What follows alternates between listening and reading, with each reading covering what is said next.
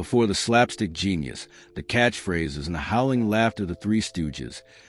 Curly Howard was just Jerome Lester Horwitz, a quiet, awkward kid growing up in Brooklyn with a limp he'd carry for the rest of his life. But that limp wasn't just part of his natural walk. It was a result of a childhood accident that would shape everything about how he moved on stage, and, strangely enough, become one of his most memorable trademarks. At the age of 12, Jerome accidentally shot himself in the foot with a rifle. The bullet shattered a part of his ankle, and the damage was permanent. It left him walking with a shuffle and a slight hop that some people mistook for a gag. But there was nothing funny about it. It caused him lifelong pain. And yet Curly, still just Jerome back then, never let it slow him down. In fact, it may have fueled his desire to make people laugh even harder. Because when your body betrays you early, you learn to control what you can. And for Curly, that was humor. He was the youngest of 5 brothers in a working-class Lithuanian Jewish family. His older brothers, Mo and Shemp, had already started their journey into show business by the time Jerome was finding his way. He wasn't seen as a talent in the family, not at first. He didn't have any formal training, didn't act in school plays, and was actually painfully shy off stage. But there was something about him, something no one could quite put their finger on, that made people stop and watch. He wasn't born curly, either. Ironically, Jerome had thick, wavy auburn hair and a full beard in his younger years, something he was extremely proud of. So when he was asked to shave his head to fit the image of a stooge, bald, goofy, and completely over the top, it wasn't just a haircut. It was a transformation. The mirror didn't reflect Jerome anymore. It reflected someone else, someone larger than life, someone who didn't need words to command a stage, someone who could make the world laugh with just a head tilt, a high-pitched nyuk nyuk nyuk, or a ridiculous tumble. He hated the shaved head at first. It embarrassed him. He believed it made him look like a baked potato, according to family accounts. But it worked, almost too well. People couldn't stop laughing, and that was the beginning of a strange paradox in his life. The more pain, shame, or sacrifice he endured, the funnier he became. It's easy to think of Curly as a natural clown, but the truth is more complicated. Underneath the public image was a man whose very identity had been reshaped by injury, family expectations, and a desire to hide the parts of himself that didn't fit the Hollywood mold. The man who would later become America's favorite fool started off as anything but. But the transformation wasn't just physical. And what came next would turn this quiet, injured kid into a comedy legend. When Curly Howard first stepped onto a stage with Mo and Larry, no one expected what was about to happen. He wasn't trained. He didn't study acting. And he certainly didn't look like a traditional Hollywood star. But in the world of vaudeville, you didn't need to be polished. You needed to be unforgettable. And Curly was exactly that. He officially joined the Three Stooges in 1932, after his older brother Shemp walked away from the act due to backstage clashes with Ted Healy, their original frontman. Mo, already part of the act, suggested Jerome for the job. But there was a problem. Jerome didn't look funny. He looked like a rugged guy with a full head of thick hair and a bushy mustache, not the image people expected from a slapstick comic. So, almost on a dare, he shaved it all off. Instantly, Jerome, the quiet kid from Brooklyn, became Curly, the wild, unpredictable third stooge. And from the moment he opened his mouth, something strange happened. His voice, a bizarre mix of yelps, whistles, and cartoon-like muttering, wasn't part of a rehearsed routine. It just happened. He developed the high-pitched barks and signature sounds out of nervous energy, not strategy.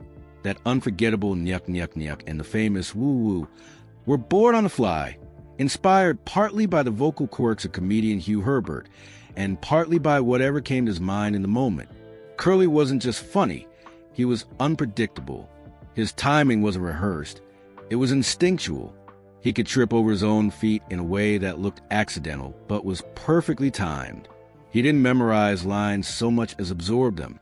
Often, he would improvise entirely, forcing Mo and Larry to keep up. And when he started spinning around on the floor like a human tornado or slapping himself to get laughs, Audiences didn't just laugh, they lost it. But here's what most people didn't see. Off camera, Curly was painfully shy. He rarely spoke up in meetings. He avoided publicity. He didn't want the spotlight unless he was in character. Friends and co-stars described him as gentle, kind, and almost childlike in his humility. He wasn't chasing fame. He just wanted people to be happy. Still, his on-screen brilliance made him the breakout star of the trio. He carried scenes with just a look or a well-timed pratfall. Directors began giving him more of the spotlight, more physical gags, and more responsibility to carry the energy of a sketch. And while Mo was a leader and Larry the bridge between them, it was Curly who truly lit up the screen. The audience couldn't get enough. But that kind of pressure, being the funny one all the time, comes with a price. Because behind every perfectly timed fall was a man running himself into the ground to keep up appearances. Curly wasn't just born funny. He became funny in spite of everything. And as the fame grew, so did the chaos in his personal life. While Curly Howard made millions roar with laughter, his personal life was anything but a comedy. In fact, behind every wild eye roll and cartoonish yelp was a man unraveling. Fame had made him a household name, but it had also cracked open a world he wasn't prepared for. One filled with money manipulation and a deep loneliness he couldn't laugh away. At the height of his fame in the 1930s and early 40s, Curly was pulling in crowds across the country. The Three Stooges were a sensation, and Curly, with his rubbery face and childlike delivery, had become the fan favorite. But success had its cost.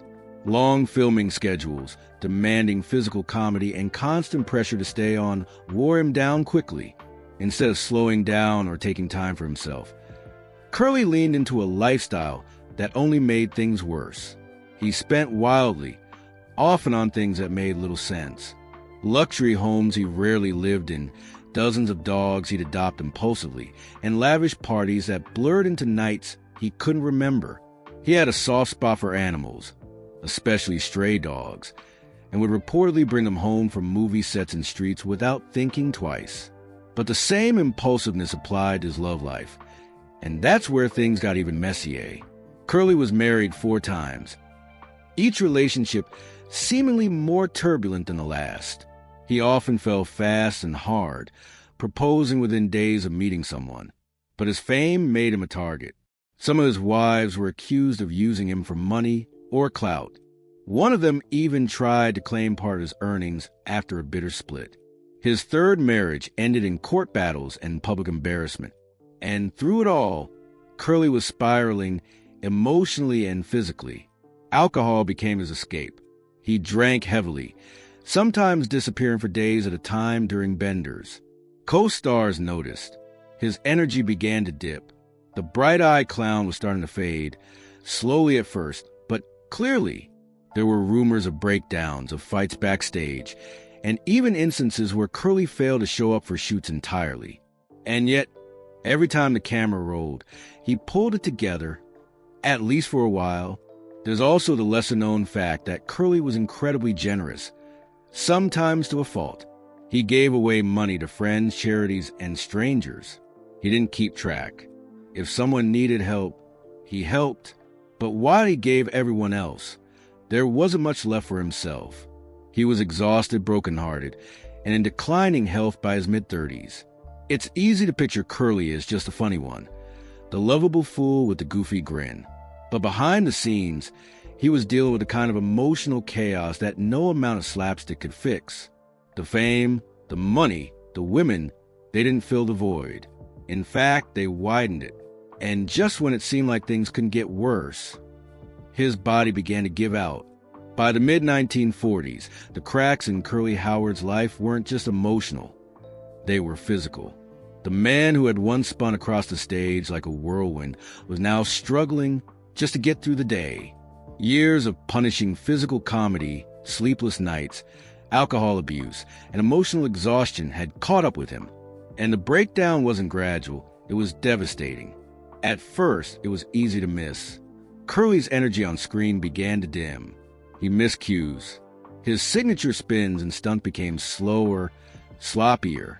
Directors started cutting around him, scripting simpler gags, and minimizing his dialogue. But for those who had known him at his peak, the difference was heartbreaking. This wasn't just burnout. Something was seriously wrong. In 1945, while filming the short of A Body Meet the Body, Curly suffered what many believe was his first major stroke. It wasn't publicized at the time. In fact, the studio tried to keep it quiet. But those on set saw it. The slurred speech, the vacant expressions, the confusion. Curly was only 41, but his body had aged decades. He never fully recovered. Over the next year, he suffered multiple smaller strokes, each one chipping away at his coordination, memory, and personality. Yet he kept working. Or at least he tried. His performances became erratic. In some scenes, he barely looked like himself, slower, heavier, disconnected. The audience might not have noticed at first, but his co-stars and crew did. Mo, always protective of his younger brother, was especially worried. But Curly wouldn't quit. He couldn't. Comedy was all he had left. Then came May 6, 1946, a day that would mark the end of Curly Howard's career. The Stooges were filming Half-Wit's Holiday, another classic slapstick short. But Curly was clearly off. He stumbled through scenes, forgot lines, and seemed to be acting on autopilot. During the final scene, one involving a chaotic pie fight, Curly suddenly collapsed. He had suffered a massive stroke, right there on set, surrounded by cameras, crew, and co-stars who had no idea how serious things really were. That was the last time Curly ever worked with the Stooges. The studio, rather than make a public statement, quietly moved forward. Shemp was brought back to replace him, temporarily at first, then permanently. Curly, once the unstoppable force behind the act's most iconic routines, was now bettered, weakened, and fading fast. He was only in his early 40s, but his career was already over. What followed was a series of hospital stays, attempted recoveries, and a long, slow decline. He'd make one brief appearance in 1947, a silent cameo in Hold That Lion, a bittersweet nod to the fans who still adored him. But the sparkle was gone. The man who once defined comedic timing could now barely speak. The tragedy wasn't just that Curly's health failed. It was how quickly it all fell apart. Hollywood had used him up, squeezed every laugh out of him, and moved on. And while the cameras had stopped rolling, Curly's story wasn't over. Because even as his body failed, his heart and his humanity never disappeared. To the public, Curly Howard was always a funny one, the goofy, wild-eyed stooge who turned pain into laughter. But to those who knew him best, he wasn't a cartoon. He was a deeply emotional man, sensitive, generous, fragile, and in his final years, stripped of the fame and spotlight, that real version of Curly, the man, not the performer, finally came into full view. After the massive stroke on set in 1946, Curly's world grew small. He couldn't work. He could barely speak. His body, once so animated and flexible, had become stiff and frail. But he was still alive, and more importantly, he was still trying to be himself. In 1947, Mo and Larry invited Curly to make a surprise cameo in the short Hold That Lion. It would be the only time all three Howard brothers, Mo, Shemp, and Curly, appeared together on screen. Curly didn't speak. He just played a sleeping man in a train car.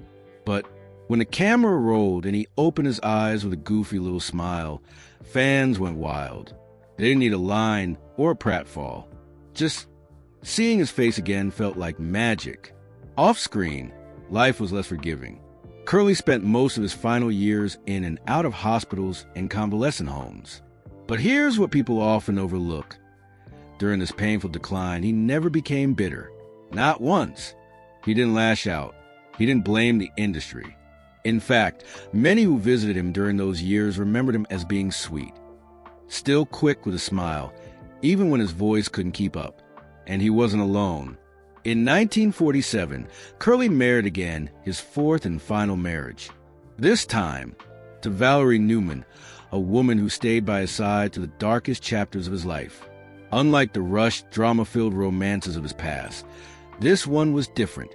Quiet, supportive, steady, and for a little while, Curly seemed to find peace. The two had a daughter together, Marilyn, born during his final years, a moment of light amid the shadows. Friends, fellow performers, and even hospital staff often remarked on Curly's warmth. He loved animals, never stopped being silly around kids, and despite everything, tried to make people laugh, even if it was just a twitch of the eyebrows or a whispered woo-woo-woo. His humor never left him. Neither did his humility. Mo, the brother who had always been both protector and partner, visited often. Watching Curly Faye broke Mo in ways he never fully shared. For Mo, Curly wasn't just a co-star. He was family. And seeing the man who once bounced across stages now confined to a hospital bed was a pain no slapstick could soften. Despite the silence from Hollywood, Curly's spirit lived on in those who truly knew him. Not the wild stooge on screen, but a tender-hearted man behind the camera. The one who gave everything he had for the sake of a laugh. And quietly, without asking for credit, kept giving until there was nothing left to give. But Curly's story wasn't quite over yet, because the industry that once cheered for him would soon forget him, and worse, try to bury the truth. When Curly Howard was at the peak of his fame, studios couldn't get enough of him. He was a gold mine. Every short he starred in drew audiences in droves. Merchandising, promotional tours, and radio appearances all benefited from that lovable, unpredictable energy he brought to the screen. But when his health crumbled, so did Hollywood's interest. There was no farewell, no tribute, no real acknowledgement. It was as if Curly had simply vanished, cut out a frame he helped build. After his stroke in 1946, Columbia Pictures quietly replaced him with Shemp. To the casual viewer, the act simply moved on. There were no statements about Curly's health, no outpouring of support. In fact, behind closed doors, the studio allegedly encouraged the Stooges to avoid talking about him in public. They didn't want fans focusing on the tragic reality, because tragedy didn't sell tickets. For someone who had given everything to make people laugh, it was a brutal kind of abandonment. Worse still, when the Stooges' popularity dipped in the late 1940s, Columbia didn't hesitate to cut corners. They reused old footage of Curly without credit, repackaged shorts, and did everything possible to keep making money without giving Curly any royalties. At the time, there were no strong protections for actors in recurring short films. And while fans still laugh at his performances, most had no idea that the man behind the madness was broke, bedridden, and slowly fading out of public memory. By the time Curly passed away in January 1952, just 48 years old, the headlines were minimal. A few brief mentions in local papers. No grand Hollywood memorial. No retrospectives or acknowledgments from the studio that had built its fortune on his back. It was a quiet end for someone who had once commanded a stage with a single goofy glance. Even more tragically, his final resting place was nearly anonymous. Curly was buried in East Los Angeles without much fanfare. Fans who loved him didn't even know where to send their respects. For years, his grave went unvisited by the masses, not because people didn't care, but because they simply didn't know. Hollywood had moved on. The machine had rolled forward. And Curly, like so many others, had been left behind. But here's where the story turns. While the industry tried to forget him, fans didn't. Over the years, the Three Stooges reruns gained a second life on television. A new generation discovered the chaos, the brilliance, and yes, the heart of Curly Howard. Slowly, his name resurfaced. Books were written. Tributes were posted. Documentaries began to peel back the layers and show the truth behind the man. And fans, old and new, started to ask, why didn't anyone talk about this before? His impact was undeniable. Curly's timing, his inventiveness, his physical genius. They became the blueprint for generations of comedians. Icons like Robin Williams, Jim Carrey, and Chris Farley all cited him as inspiration. His reach extended far beyond the slapstick era. He wasn't just part comedy history. He helped define it. Still, the fact remains, when Curly needed Hollywood most, it turned its back. It let him fade away without the honor he deserved. And for years, his story was reduced to a few old black and white clips and a forgotten name. But that wasn't the end, because in the final chapter of his story, Curly Howard wouldn't just be remembered, he'd be celebrated. For a while, it looked like Curly Howard would be remembered only as a footnote, just another funny face in a black and white reel. But legends don't fade that easily, and Curly, whether Hollywood wanted to admit it or not, had already carved his name into the DNA of comedy. The world eventually caught up, and when it did, it couldn't get enough of him. It started quietly. In the late 1950s and early 60s, as television exploded across the U.S., local stations began airing old Three Stooges shorts to fill time slots. Kids who had never even heard of vaudeville suddenly found themselves glued to the screen, laughing uncontrollably at the antics of Moe, Larry, and especially Curly. He stood out even decades later. His voice, his timing, the way he could get a laugh with just a head tilt or a blink. He wasn't just funny, he was mesmerizing. Fan clubs began to form. Curly's phrases, nyuk, nyuk, nyuk, certainly, and his legendary woo-woo-woo entered the cultural vocabulary. People began to dig deeper, learning about the man behind the chaos. And what they found shocked them. The strokes, the abandonment, the sad, forgotten end. It didn't sit right with anyone who had grown up idolizing him. Slowly, fans started to restore what had been lost. Curly's grave, once barely marked, became a place of pilgrimage. Flowers, notes, thank you cards. Generations of comedy lovers came to pay their respects. Comedians who had built their own careers on outrageous physicality and absurd humor openly cited him as their inspiration. Robin Williams once said Curly was the reason he got into comedy. Jim Carrey mimicked his facial expressions as a child. Even directors, from Scorsese to Spielberg, referenced the Stooges, and Curly specifically, as foundational to their storytelling rhythm. Family members, especially Moe's daughter and other relatives, helped bring his story to light. Biographies were written, peeling back the layers of his life, revealing the deep sadness and surprising sensitivity behind the goofball image. And unlike the studios, fans wanted the truth. They didn't just want to laugh. They wanted to understand him. The internet amplified everything. Curly Howard tribute videos racked up millions of views. Documentaries like The Three Stooges, Hey Moe, Hey Dad, helped paint a fuller picture. People started to ask why Hollywood hadn't honored him sooner, why there was no star on the Walk of Fame, why he never won awards. Those questions got louder, and they mattered. Eventually, recognition came. Posthumous honors, public tributes, a renewed appreciation that went beyond slapstick. Curly wasn't just a buffoon.